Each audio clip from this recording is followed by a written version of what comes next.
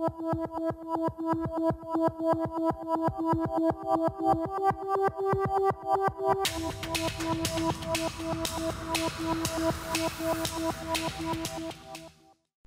la précédente chronique, je vous ai conduit du double regard du dieu Janus au double visage du vieillissement cellulaire.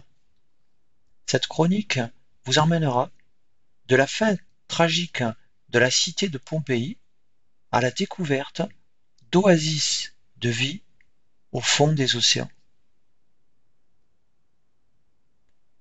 Cette chronique démarre en l'an 79 après Jésus-Christ, dans la cité de Pompéi, une ville romaine située au pied du Vésuve.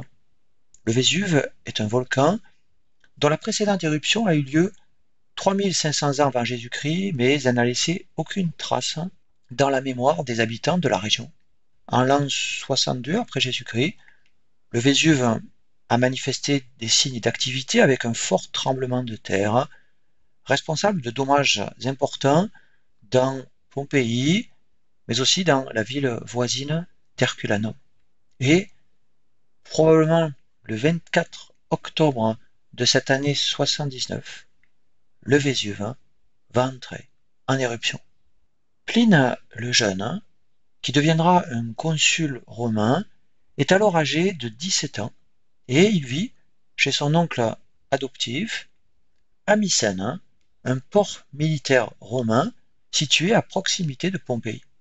Pline le Jeune va observer depuis Mycène l'éruption du Vésuve qu'il décrira environ un quart de siècle plus tard dans 2 lettres destinées à l'historien Tacite. Et grâce aux écrits de Pline le Jeune, puis aux études géologiques qui ont été conduites sur le site, on peut retracer aujourd'hui les 2 phases majeures de l'éruption du Vésuve en 79 après Jésus-Christ. Lors du premier jour se produit la première grande phase de l'éruption. Un panache constitué de matériaux volcaniques et de gaz s'élève au-dessus du volcan à plus de 30 km de hauteur. Et cette colonne va relâcher une pluie de cendres et de fragments de pierres volcaniques sur les environs du Vésuve. Pline le Jeune décrit ainsi cette première phase. Il s'est formé un nuage d'une taille et d'un aspect inhabituel. Sa forme rappelait celle d'un arbre, et plus exactement celle d'un pin. Il se dressait comme un tronc gigantesque et s'élargissait en rameaux dans les airs. À partir du XXe siècle, on appellera un tel nuage volcanique un panache plinien, pour rappeler qu'il a été décrit pour la première fois par Pline le Jeune. Ce type d'éruption est aussi qualifié de plinienne, caractérisée par une lave très visqueuse qui a du mal à sortir et qui entraîne des explosions du volcan. De nombreux habitants de Pompéi vont fuir la ville durant cette phase du panache plinien, mais il est difficile de se déplacer parce que le nuage volcanique voile le soleil et que des secousses sismiques accompagnent cette éruption. Certaines familles croient judicieux de se réfugier dans les caves de leur maison, mais la couche de pierres volcaniques ne cesse de s'épaissir, et ces familles ne parviendront plus à quitter leur abri, et elles y périront asphyxiées. Et après quelques heures, la couche de pierres volcaniques est si haute que les toits des maisons commencent à s'effondrer, tuant inévitablement un certain nombre d'habitants qui se sont abrités dans leur demeure. L'oncle adoptif de Pline le Jeune, appelé Pline l'Ancien, est un militaire et un naturaliste qui vient d'achever sa monumentale encyclopédie intitulée Histoire naturelle. Et au moment de la catastrophe, Pline l'Ancien commande la flotte romaine de Mycène. Pline l'Ancien va appareiller une douzaine de bateaux pour se rapprocher du Vésuve, poussé par sa curiosité scientifique, mais aussi pour tenter d'apporter de l'aide aux habitants menacés. mais il doit finalement se résoudre à accoster à Stabi, un petit port qui est situé à proximité de Pompéi et où Pline l'Ancien va passer la nuit. Le lendemain se produit la seconde phase de l'éruption du Vésuve, celle qui va être la plus destructrice. Se forment alors des nuées ardentes ou nuages pyroclastiques, c'est-à-dire un mélange brûlant de gaz, de cendres et de fragments de roches volcaniques. Et ces nuées ardentes qui dévalent les pentes du Vésuve vont être particulièrement dévastatrices. Elles se déversent non seulement sur la ville de Pompéi, mais aussi sur Stabi et Herculanum. Pline l'Ancien va finalement trouver la mort sur la plage de Stabi, sans doute asphyxié par les émanations du Vésuve. Les corps des habitants de Pompéi vont être brûlés instantanément par la chaleur et la poussière du volcan. D'autres habitants périssent sous les toitures qui s'écroulent, et les villes de Pompéi, mais aussi de Stabi et d'Herculanum, sont détruites, ensevelies sous une épaisse couche de matériaux éruptifs. L'éruption du Vésuve, en l'an 79, est une tragédie humaine qui a fait environ 1500 morts. Mais les disparitions tragiques de Pompéi et d'Herculanum vont rester dans l'oubli pendant des siècles. Et c'est seulement à partir du XVIIe siècle que des fouilles archéologiques commenceront à dévoiler les vestiges de ces cités romaines. Le chantier de fouilles de Pompéi deviendra le premier et le plus grand de tous les sites archéologiques. Et du fait de son état remarquable de conservation, Pompéi constitue aujourd'hui un témoignage inestimable de la vie romaine. L'excellent état de conservation du site provient de la couche de matériaux éruptifs qui a recouvert la cité et qui l'a protégée à la fois des pillages et des intempéries. Lors de l'éruption, les cendres ont brûlé tous les tissus vivants, puis elles se sont déposées, créant une gaine protectrice, mais aussi une image en creux de l'objet détruit. Et ainsi, les corps brûlés ont laissé place, en se décomposant, à des cavités vides, grâce à une ingénieuse technique de moulage qui consiste à injecter du plâtre dans ces cavités.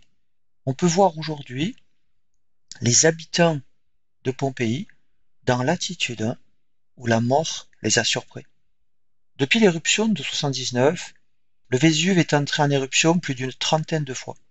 Et nous allons voir que l'activité du Vésuve est liée à la tectonique des plaques. C'est en 1912 qu'Alfred Wegener a avancé pour la première fois l'hypothèse d'une dérive des continents. Mais il faudra plus d'un demi-siècle pour que son idée révolutionnaire soit enfin reconnue et confirmée par des mesures directes de la dérive des continents. Ainsi, à la fin des années 1960, la théorie de la tectonique des plaques est acceptée par la communauté géologique internationale. La lithosphère est la coque rigide de la Terre. Cette lithosphère est constituée d'une croûte continentale ou croûte océanique, et d'une partie du manteau supérieur. La lithosphère est subdivisée en une quinzaine de plaques tectoniques majeures qui se déplacent les unes par rapport aux autres, par exemple en coulissant, ou bien en se rapprochant, ou encore en s'écartant les unes par rapport aux autres. Et ainsi, l'activité volcanique du Vésuve est due à la convergence entre deux plaques tectoniques, la plaque africaine et la plaque eurasiatique.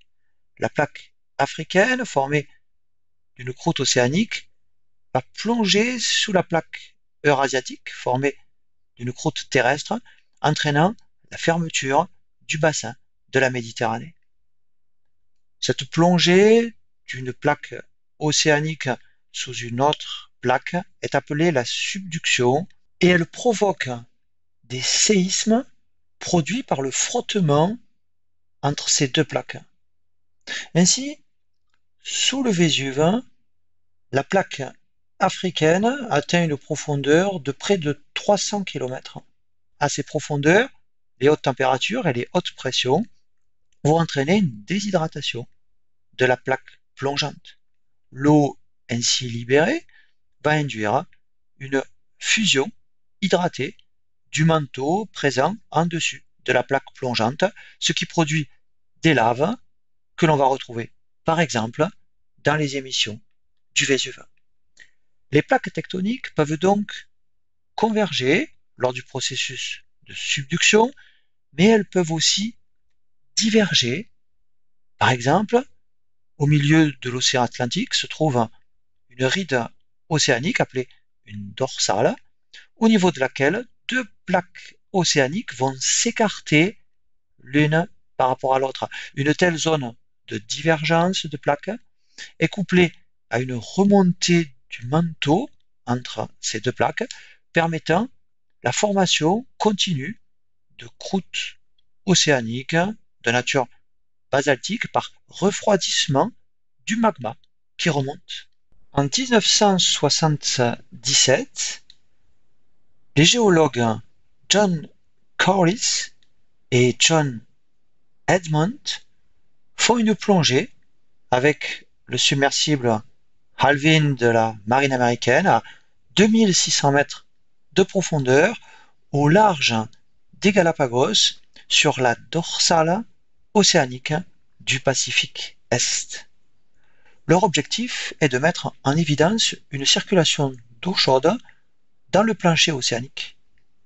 Et ils vont repérer sur ce site d'importantes structures minérales qui ressemblent à des termitières et qui émettent un fluide dont la température peut atteindre 17 degrés.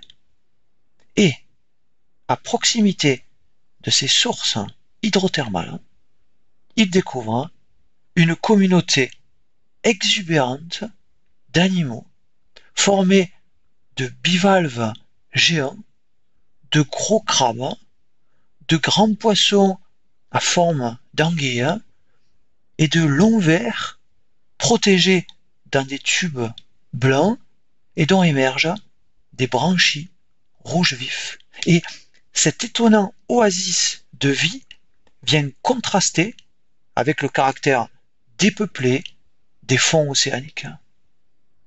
Puis, en 1979, une autre plongée de l'Alvin sur ce même site à 2600 mètres de profondeur va permettre aux chercheurs d'observer cette fois des sortes de geysers sous-marins émettant des fumées noires et éjectant dans l'océan un fluide dont la température peut dépasser les 350 degrés.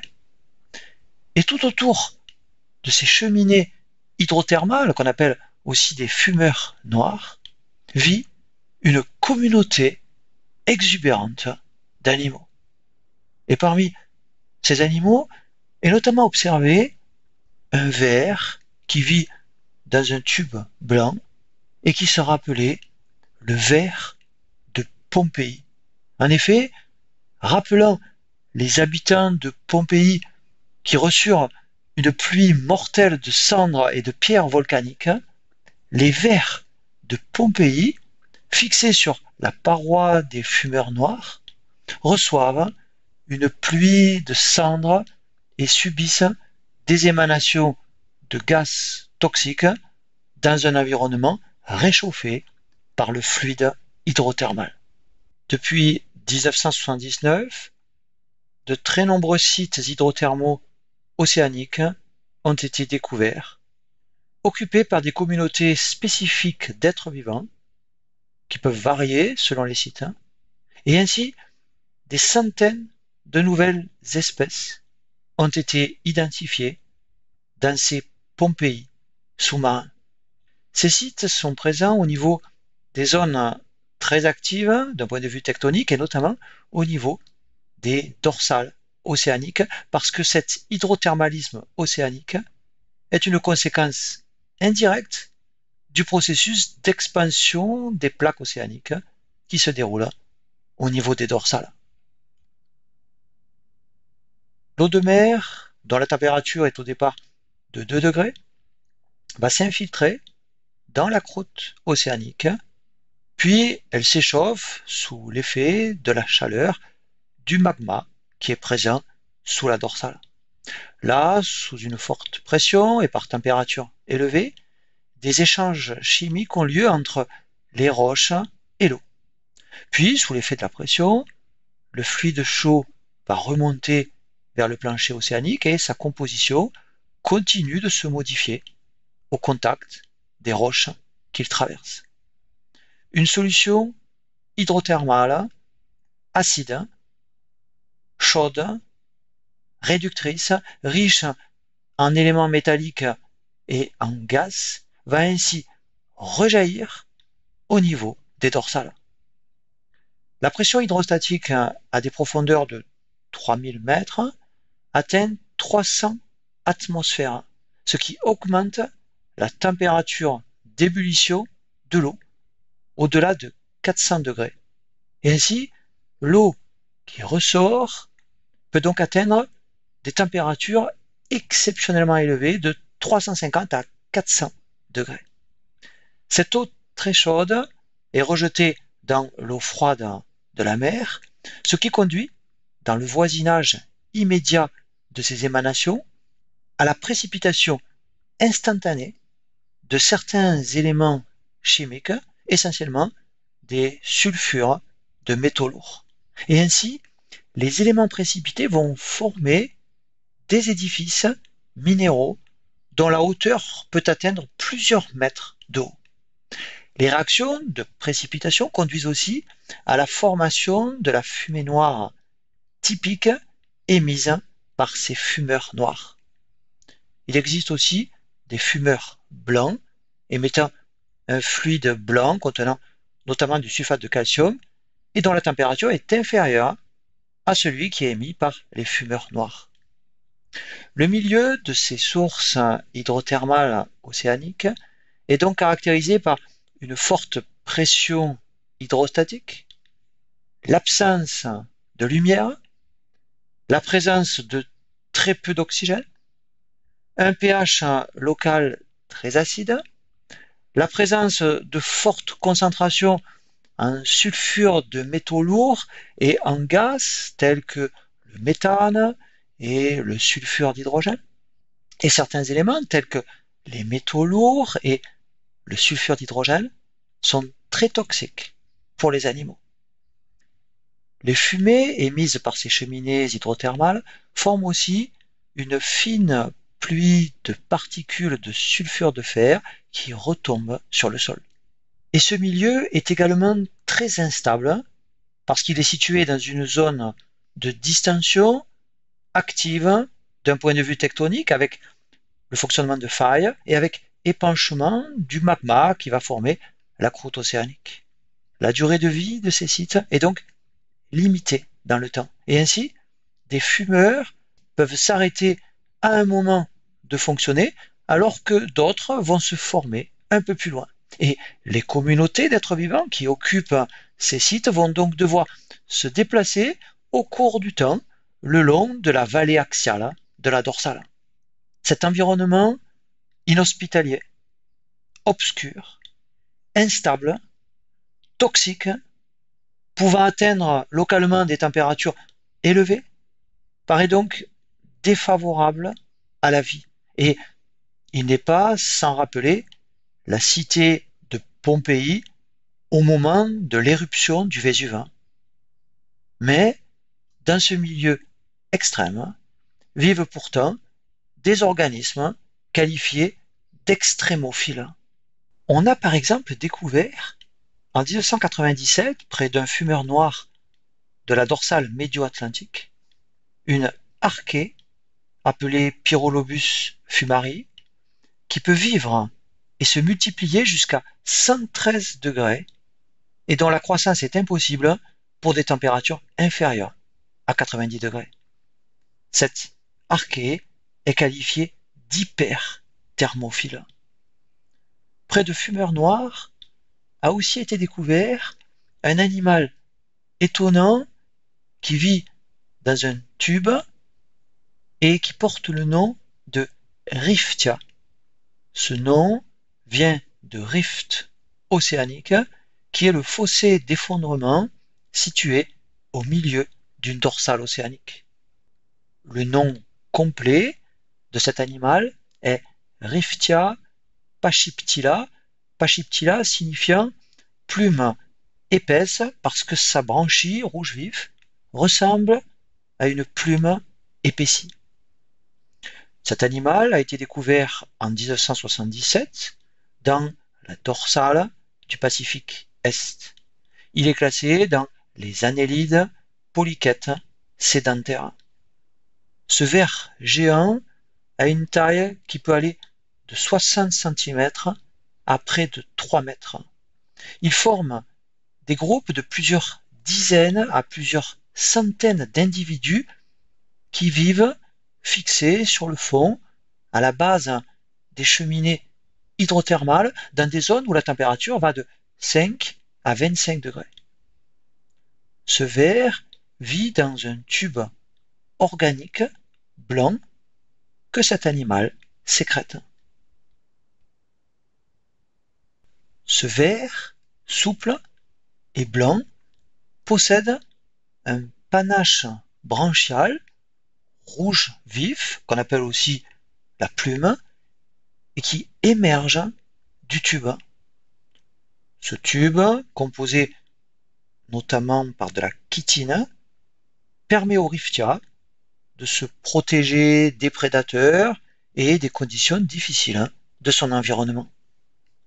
Sa branchie, formée de filaments, constitue un organe d'échange respiratoire très efficace. Et si le ver est dérangé, il peut rentrer sa branchie à l'intérieur du tube et le clore grâce à un opercule. Sous la branchie se trouve la zone du vestimentum, une zone qui contient au centre le cœur et en périphérie un anneau de muscles permettant d'ancrer le ver dans la région antérieure de son tube. Sous la région du vestimentum, on trouve le tronc qui représente la partie la plus longue de l'animal. Ce tronc contient la cavité générale ou cavité cœlomique, mais il contient surtout un gros organe verdâtre qu'on appelle le trophosome ou corps nourricier.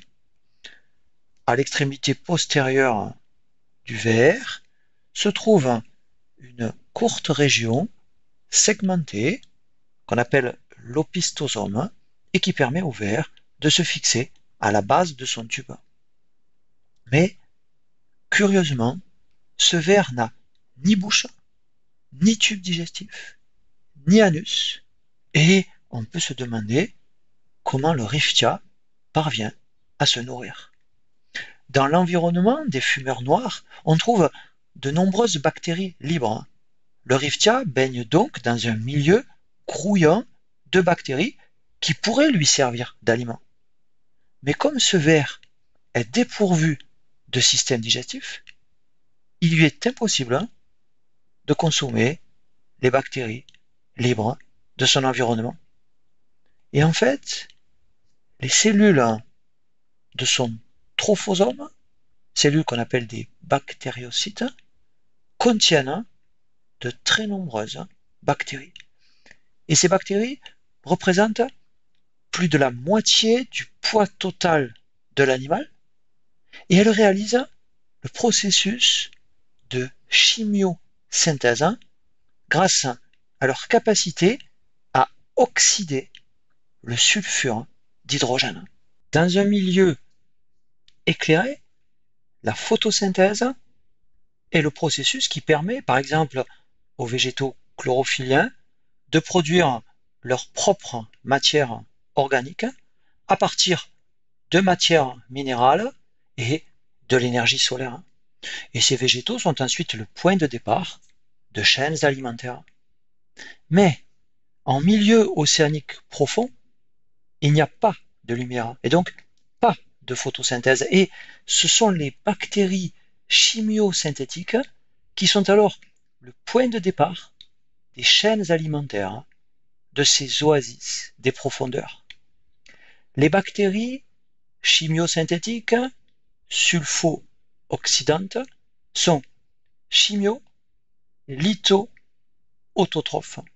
Chimio parce que l'origine de l'énergie est ici chimique, provenant de l'oxydation des sulfures. Litho parce que leur source de carbone est le CO2. Autotrophes parce qu'elles sont capables de synthétiser leur propre matière organique à partir de matières minérales. Par comparaison, les organismes photosynthétiques qui utilisent la lumière comme source d'énergie sont donc photo-litho-autotrophes. Les bactéries chimiosynthétiques tirent leur énergie du sulfure d'hydrogène qui s'échappe des sources hydrothermales et elles l'oxydent en ion sulfate, ce qui fournit de l'énergie permettant à la bactérie de synthétiser ses propres matières organiques à partir du CO2 du milieu. Les bactéries chimiosynthétiques de l'environnement hydrothermal profond peuvent être libres, mais dans le cas du Riftia, elles vivent à l'intérieur même des bactériocytes du trophosome du Riftia. Le Riftia va fournir à ces bactéries les matières premières, c'est-à-dire les sulfures, le CO2 et l'oxygène. Ces substances chimiques sont absorbées par la branchie du ver, puis elles sont acheminées vers les bactéries grâce au système circulatoire et au cellome du Riftia. De plus, le ver assure aussi une protection des bactéries qui l'hébergent dans ces bactériocytes. En retour, ces bactéries vont fournir au ver la matière organique qui lui est nécessaire. Il s'agit donc ici d'une association durable entre deux organismes vivants et qui est profitable à chaque partenaire. Une telle association à bénéfice réciproque est appelée une symbiose. Et les deux organismes impliqués, le ver et la bactérie, sont qualifiés de symbiotes. Le ver, qui est le plus gros des deux organismes associés, est appelé l'hôte. Et comme la bactérie symbiotique vit à l'intérieur de l'hôte, on parlera ici d'une endosymbiose.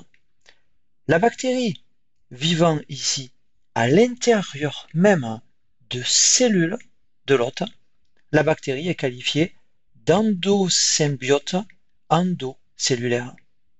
Et comme le Riftia vit exclusivement à partir des nutriments produits par ces bactéries chimiosynthétiques, cette symbiose a un caractère obligatoire. Notons qu'au départ, le Riftia se développe à partir d'une larve qui nage librement avant de se fixer sur son support. La larve du Riftia est pourvue de tubes digestifs, mais pas de bactéries symbiotiques. Et c'est au cours de son développement que vont entrer les bactéries symbiotiques nécessaires au ver adulte, alors que le tube digestif de la larve va progressivement régresser pour former le trophosome du ver adulte que ces bactéries vont occuper. Pour approvisionner ces bactéries en sulfure, le Riftia doit absorber à travers sa branchie du sulfure d'hydrogène, qui est un poison violent pour les animaux. En effet, le sulfure d'hydrogène est capable de diffuser à travers les membranes cellulaires et il va bloquer la respiration cellulaire en inhibant une enzyme importante de la chaîne respiratoire de la mitochondrie. De plus, le sulfure d'hydrogène est normalement capable de se lier irréversiblement sur le groupement M de l'hémoglobine, qui est le groupement qui fixe l'oxygène. En présence de sulfure d'hydrogène, l'hémoglobine devient alors de la sulfhémoglobine, incapable de fixer et donc de transporter l'oxygène.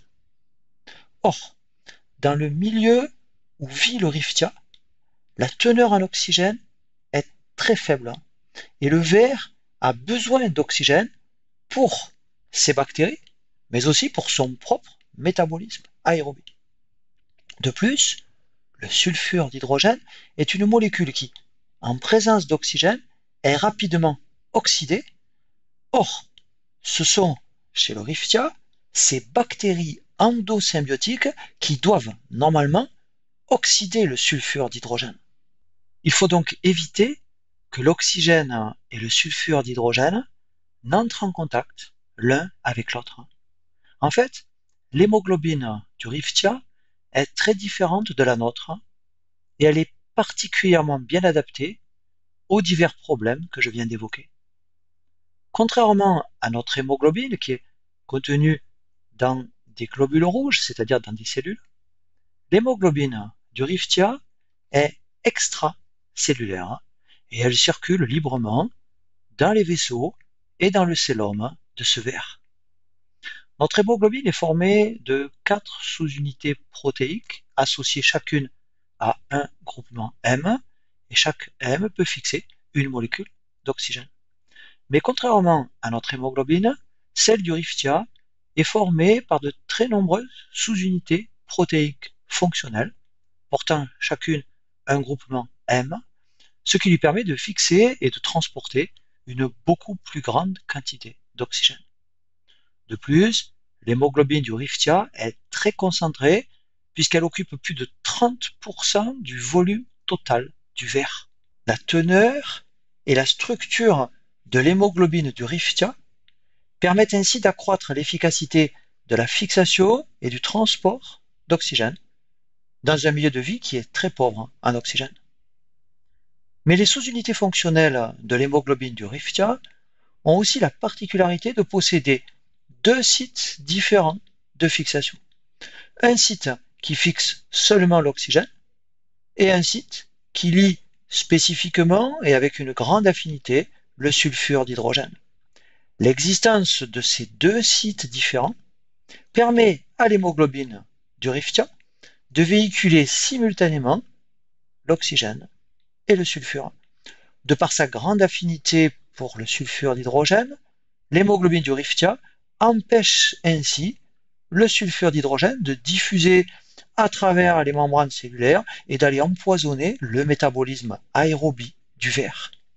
Et cette hémoglobine protège le sulfure tout en le transportant jusqu'au trophosome sans qu'il ne soit oxydé prématurément par l'oxygène. Et ce sont ensuite les bactéries endosymbiotiques du riftia qui vont finalement oxyder ce sulfure d'hydrogène lors de la chimiosynthèse qu'elle réalise. Près des peuplements de riftia, on trouve aussi des sortes de palourdes géantes blanches appelées Calyptogena magnifica et dont la taille est de 20 à 30 cm. Ces bivalves sont dépourvus d'intestin et ils abritent dans des cellules de leurs branchies des bactéries endosymbiotiques, chimiosynthétiques, sulfo-oxydantes. Les branchies de Calyptogena magnifica filtrent l'eau pour en tirer directement l'oxygène et le CO2 fournis aux bactéries. Grâce à son pied enfoncé dans des fissures actives, ce bivalve va prélever les sulfures qu'il fournit aussi aux bactéries. Et en retour, les bactéries fournissent aux bivalves la matière organique qu'elles ont synthétisée par chimiosynthèse. Il s'agit donc à nouveau ici d'une endosymbiose endocellulaire obligatoire, comme nous l'avions vu chez le riftia. Ce bivalve possède dans son hémolymphe deux transporteurs totalement séparés. Une hémoglobine classique, intracellulaire, qui sert à fixer et à transporter l'oxygène, et un transporteur dissous dans l'hémolymphe qui contient du zinc et qui est chargé de transporter spécifiquement les sulfures jusqu'aux bactéries symbiotiques qui vivent dans les cellules branchiales de ce bivalve. Un autre occupant de ces oasis des fonds marins est le ver de Pompéi, ou Alvinella pompeiana. Il a été découvert en 1979 au niveau de la dorsale du Pacifique Est lors d'une plongée à bord du submersible Alvin, d'où son nom d'Alvinella. Ce ver est classé dans les annélides polychètes. Il peut mesurer jusqu'à 15 cm et il vit à l'intérieur d'un tube protecteur blanc fixé sur la paroi des cheminées hydrothermales. On le trouve dans des zones où la température va de 15 à 50 degrés, mais il peut supporter des températures supérieures. Il est l'un des animaux connus présentant la plus grande tolérance à la chaleur et ses protéines présentent une grande thermostabilité. Contrairement au riftia, le ver de Pompéi possède une bouche, un tube digestif et un anus. Sa tête sort du tube en épanouissant un système branchial qui lui permet de respirer. Des éléments organiques peuvent être capturés grâce à ses tentacules buccaux.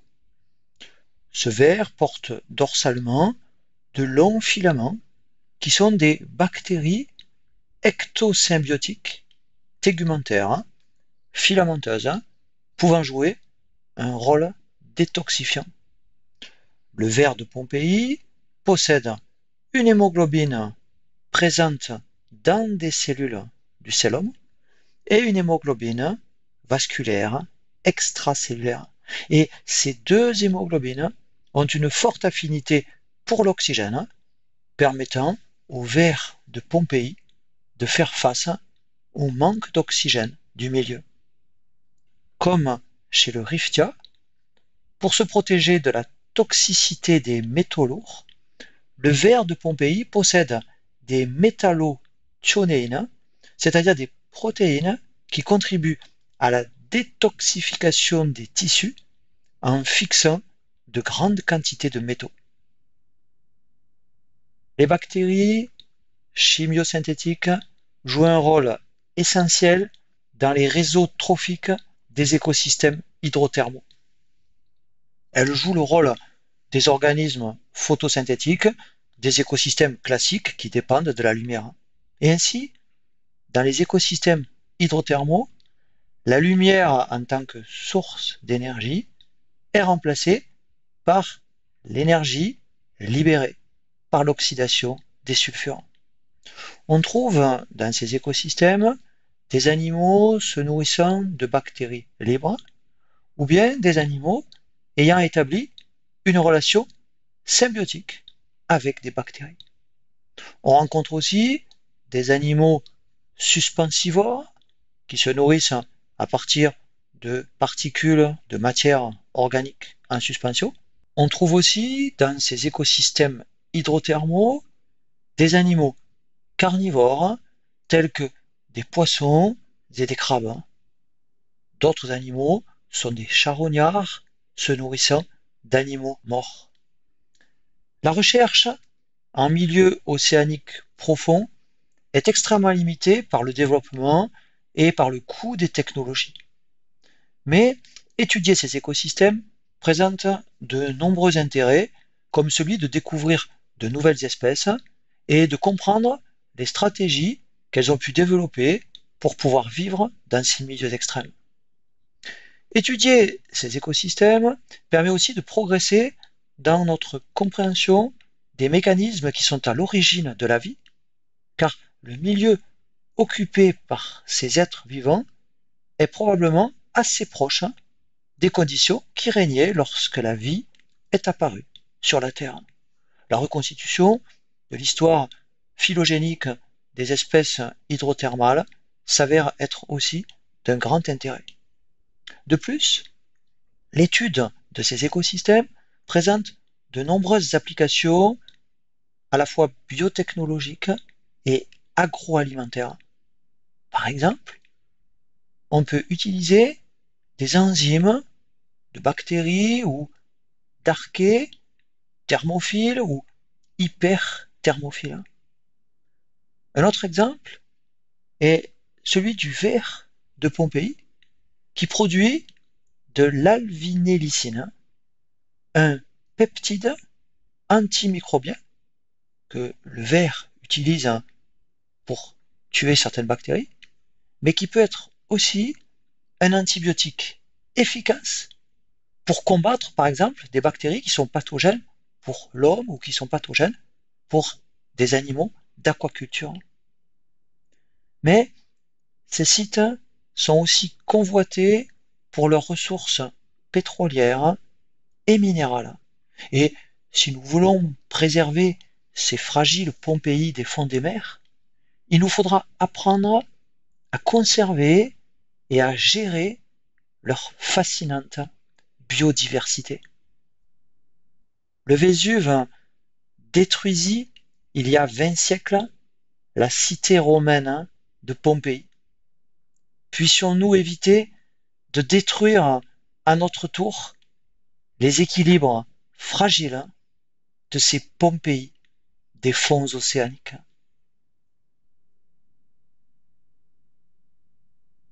Dans la prochaine chronique, je vous conduirai du serpent qui se mord la queue à l'autocannibalisme des cellules.